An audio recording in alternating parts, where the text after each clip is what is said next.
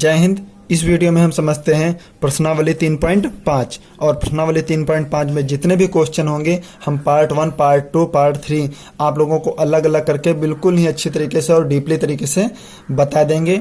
और हम आप लोगों को पिछली वीडियो में प्रश्नावली 3.4 के सभी क्वेश्चंस पार्ट 1, पार्ट 2, पार्ट 3 में बता दिए हैं। और आप लोगों ने वीडियो नहीं देखी तो आप लोग प्लीज़ प्लेलिस्ट से वीडियो देख लीजिएगा।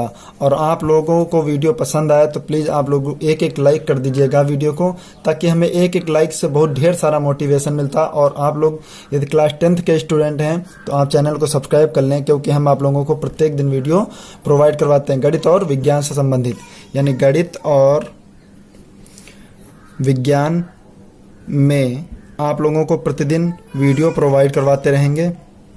और आपका जो बोर्ड परीक्षा 2023 की तैयारी है बिल्कुल हम अच्छी तरीके से वीडियोस के माध्यम से करवाएंगे।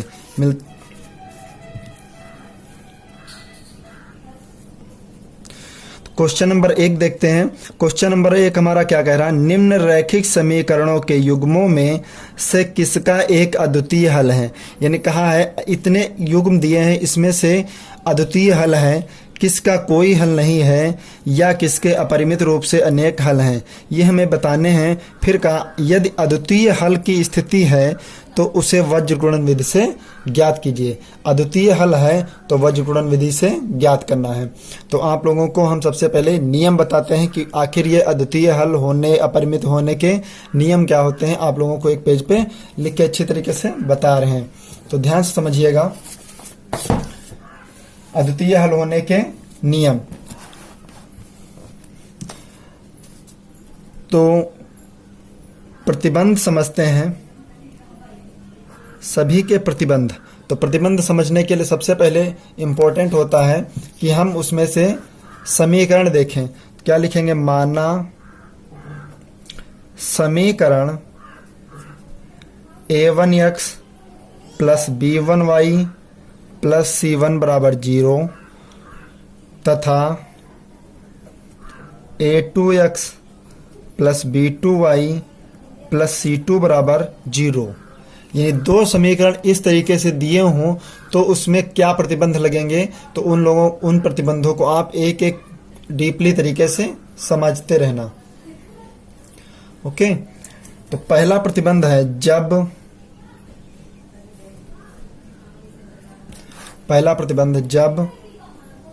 a1 बटे a2 is not equal to b1 बटे b2। जब a1 और b1 का मान बराबर ना हो तो कौन सा प्रतिबंध लगेगा, तो आपका जो प्रतिबंध होगा वो अद्वितीय हल होगा। अद्वितीय हल होंगे, अद्वितीय हल होंगे। फिर दूसरा प्रतिबंध क्या होता है वो भी समझिएगा। दूसरा प्रतिबंध होता है जब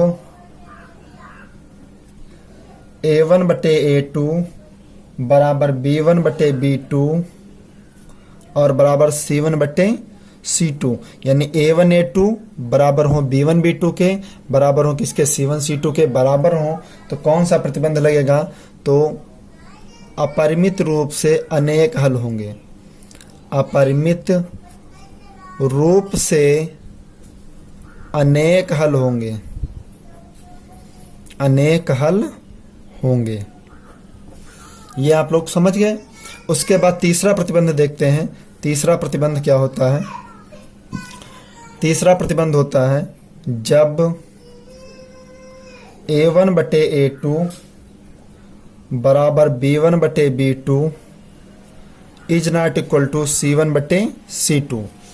जब a1 और b1 आपस में बराबर हों लेकिन c1 के मान बराबर ना हो तो आपके जो हल होंगे वो कोई नहीं होंगे, कोई हल नहीं होंगे, कोई हल नहीं होंगे। इसके बाद बात आती है वज्र गुणन विधि की। तो वज्र गुणन विधि भी समझ लीजिए कि कैसे बनती है। वज्र गुणन विधि आप लोगों को एक एक करके डीपली तरीके से बता देंगे कि वज्र गुणन विधि आखिर कैसे होती है। वज्र गुणन विधि में सबसे पहले वज्र गुणन विधि में क्या लिखेंगे हम, सीखने के लिए कि बनाएंगे कैसे सूत्र। ये वज्र गुणन विधि का सूत्र है। तो समीकरण a1x plus b1y plus c1 बराबर 0, समीकरण 1 दिया हो इस तरीके से सवाल। फिर हो a2x b2y प्लस c2 बराबर 0, समीकरण 2। अब समीकरण 1 व 2 से हमें मान प्राप्त करने होंगे x या y के। तो कैसे ज्ञात करेंगे, वज्र गुणन विधि से। तो वज्र गुणन विधि से हम प्राप्त करेंगे x का मान। जब प्राप्त करना होगा तो क्या करेंगे हम, x का मान प्राप्त करने के लिए x को रो बंद करेंगे। किसको बंद करेंगे, x को। तो x के बटे में क्या लिखेंगे, y के गुणांक और अचर पद। तो y का गुणांक क्या है, b1 और नीचे क्या है b2, फिर c1 c2 बराबर y का मान निकालना होगा। तो क्या लगाएंगे हम, y को बंद करेंगे, y को आप ढक लीजिए। तो क्या x का गुणांक क्या है, a1 a2 और इसका क्या है c1 c2 बराबर में 1।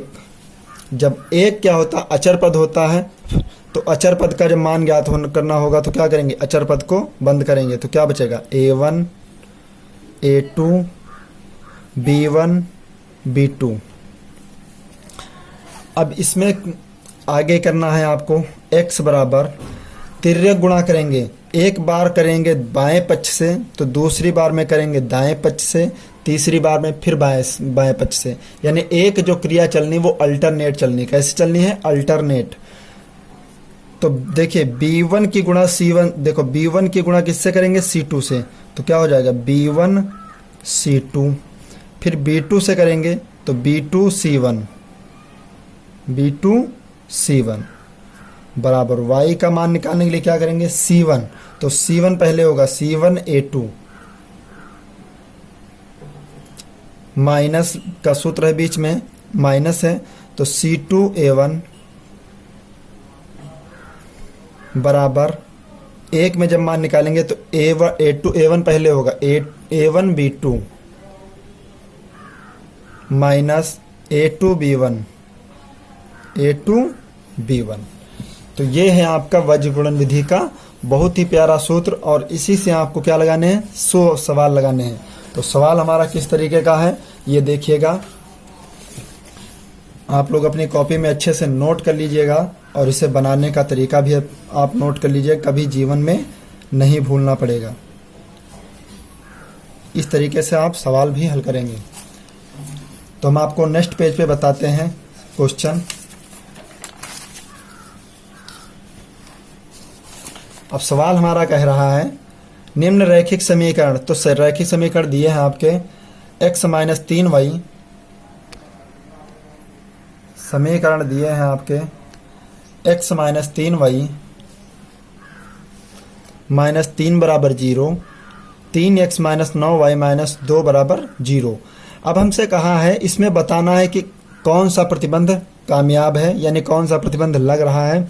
फिर बताना है अद्वितीय हल की स्थिति में अगर है तो वज्र गुणन विधि का प्रयोग करना होगा। तो पहला सवाल देखते हैं। पहला सवाल हमारा है कुछ इस प्रकार।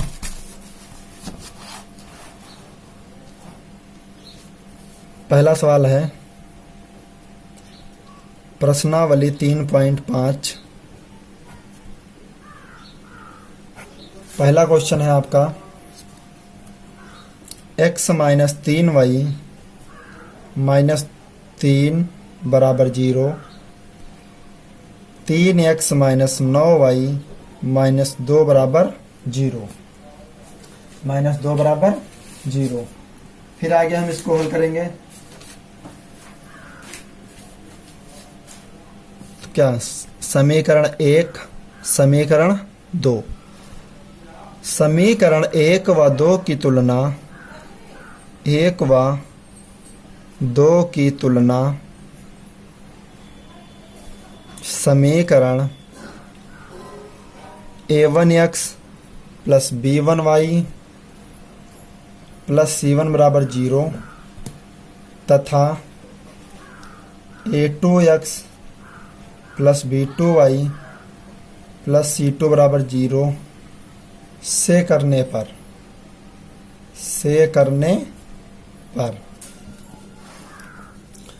तो a1 का मान आप देखिए क्या निकला।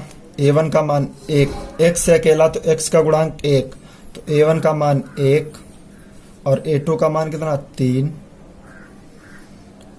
b1 का मान -3, b2 का मान -9, c2 का मान -3 और c1 का मान -3, c2 का मान -2। अब देखिए ध्यान से इसमें कौन सा प्रतिबंध लगेगा, हल करेंगे। a1 बटे a2 बराबर b1 बटे b2 बराबर c1 बटे c2। तो a1 का मान 1/3, b1 का मान -3 बट्टे -9 और -3/2। माइनस से माइनस कैंसिल, 3 एक कम 3, 3 तियां 9। तो आप देख लीजिएगा 1/3 बराबर 1/3, यानी a1 बटे a2 बराबर हैं किसके, a1 बटे a2 बराबर हैं b1 बटे b2 और c1 बटे c2 का मान कितना -3/2। तो is not equal to c1 बटे c2। जब तीनों c1 c2 बराबर नहीं है तो इसमें कौन सा हल होगा, कोई हल नहीं होंगे। इसका जो प्रतिबंध लगा हम आप लोगों को पीछे बता चुके हैं। तो a1 बटे a2 b1 बटे b2 is not equal to c1 बटे c2। क्या लिखेंगे, अतः दिए गए समीकरण में कोई हल नहीं होंगे। यही है आपका राइट आंसर। क्वेश्चन नंबर 2 देखते हैं। आप लोग वापस से देख लीजिएगा, आपके पेपर में आएगा। इसी तरीके से तुलना करना, हमने एक बार लिखा और अगली बार नहीं लिखेंगे। क्वेश्चन नंबर 2 क्या है आपका, 2x प्लस वाई बराबर 5, 3x प्लस 2y बराबर 8। इसे हम कैसे हल करेंगे। a1 का मान क्या है आपका 2, b1 का मान 1 और c1 का मान क्या है आपका 5, a2 का मान 3, b2 का मान 2 और c2 का मान कितना आपका 8। अब आप देखिए इसमें कौन सा प्रतिबंध यूज होगा, a1 बटे a2 बराबर b1 बटे b2 बराबर c1 बटे c2। तो a1 का मान कितना आपका 2/3 और b1 b2 का मान कितना 1/2। आप देखिए a1 a2 और b1 b2 आपस में बराबर नहीं है, तो इसमें कितने हल होंगे, अद्वितीय हल होंगे। a1 a2 is not equal to b1 बटे b2। फिर कहा तो क्या लिखेगा, अतः दिए गए समीकरण के अद्वितीय हल होंगे। जो समीकरण आपके दिए हैं इसमें से कौन से प्रतिबंध लगेंगे, आपके अद्वितीय हल होंगे। तो जब सवाल ने कहा भी है, ध्यान से समझिए, अब इसमें क्या लगाएंगे हम, वज्र गुणन विधि। कहा है अद्वितीय हल की स्थिति में उसे वज्र गुणन विधि से ज्ञात कीजिए। यानी अद्वितीय हल हो तो क्या करेंगे, वज्र गुणन विधि का प्रयोग करेंगे। तो वज्र गुणन विधि से लगाएंगे हम सवाल। तो आगे देखते हैं।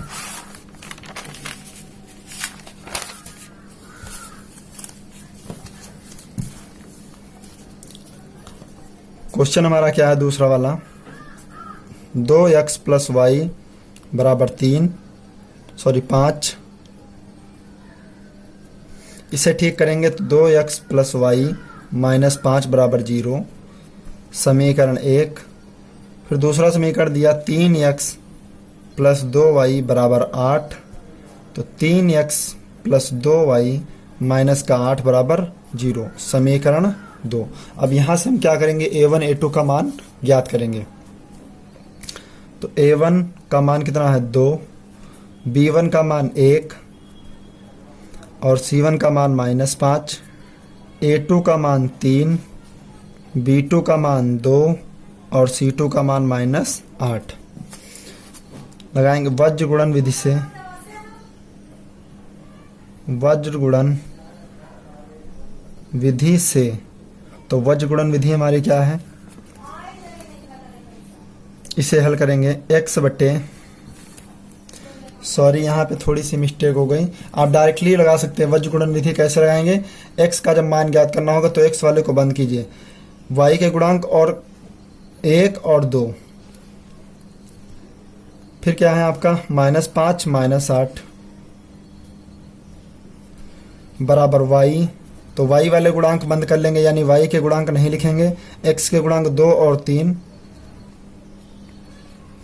-5 -8। अचर पद के मान निकालेंगे तो अचर पद वाले मान बंद करेंगे, तो 2 यानी नहीं लिखना है, 2 और 3, 1 और 2, 2 3 1 और 2। अब ध्यान से समझिएगा यह क्रिया कैसे यूज होगी, x बटे 1 की गुणा करेंगे -8 से, 1 की गुणा -8 से, -2 की गुणा -5 से, एक बार बाएं दाएं फिर बाएं, तो y बटे -5 गुणे 3 -8 गुणे 2 बराबर 1। 2 की गुणा 2 से करेंगे, क्रॉस मल्टीपल 2 की गुणा 2 से, 1 की गुणा 3 की गुणा 1 से, तो x बटे 8 कम 8 माइनस का 8, माइनस माइनस प्लस 2 पंचे 10, y बटे 5 तियां 15,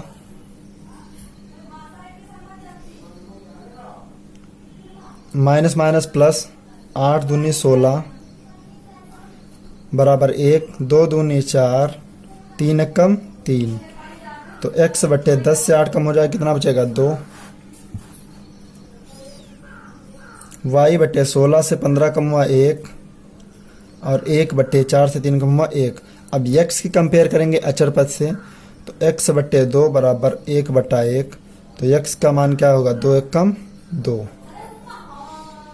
यही x का मान है। अब y का मान निकालेंगे तो y का मान भी अचर पद से कंपेयर करेंगे, तो y बटे 1 बराबर 1 बटे 1, y का मान क्या है आपका 1, यही है राइट आंसर दोनों। ओके, क्वेश्चन नंबर 3 देखते हैं। क्वेश्चन नंबर 3 हमारा क्या है, क्वेश्चन नंबर 3 है आपका 3x माइनस 5y बराबर 20, 6x माइनस 10y बराबर 40। अब इसे हम हल करेंगे।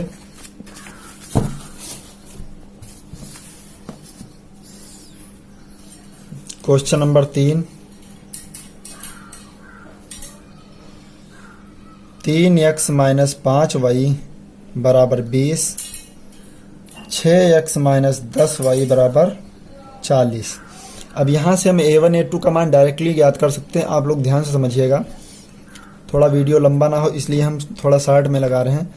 तो a1 बटे a2 बराबर b1 बटे b2 और c1 बटे c2। ध्यान से समझिएगा, a1 का मान 3 और a2 का मान 6, 3 बटे 6, b1 का मान -5, b2 का मान -10 और c1 का मान 20, c2 का मान 40।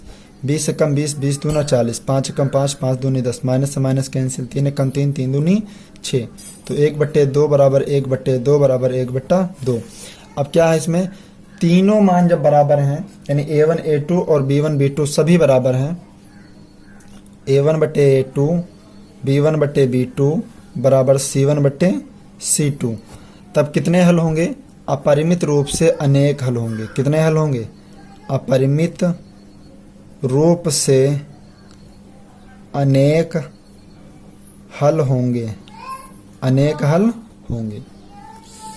ओके, क्वेश्चन नंबर 4 बचा, ये भी हम आप लोगों को डीपली तरीके से बता दें। क्वेश्चन नंबर 4 में भी आप लोगों को बहुत ही अच्छा क्वेश्चन,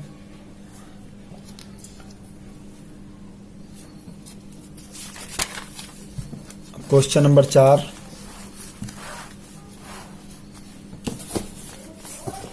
क्वेश्चन नंबर 4 दिया है x माइनस 3y माइनस 7 बराबर 0 और 3x माइनस 3y माइनस 15 बराबर 0। क्वेश्चन नंबर 4 आपका जो दिया है x माइनस 3y माइनस 7 बराबर 0 और 3x माइनस 3y माइनस 15 बराबर 0। ये क्वेश्चन आप लोगों के लिए होमवर्क में है और आप लोग लिख कर यानी इसे हल करके आप लोग कमेंट बॉक्स में इसका आंसर बताएंगे कि ये अपरिमित रूप से अनेक हल हैं, कि इसका प्रतिबंध क्या है या वज्र गुणन विधि का प्रयोग होगा। ये आप लोग हमें कमेंट बॉक्स में बताएंगे। ये एक क्वेश्चन हम आप लोगों के लिए होमवर्क में देते हैं। ओके, मिलते हैं नेक्स्ट वीडियो में, तब तक के लिए जय हिंद।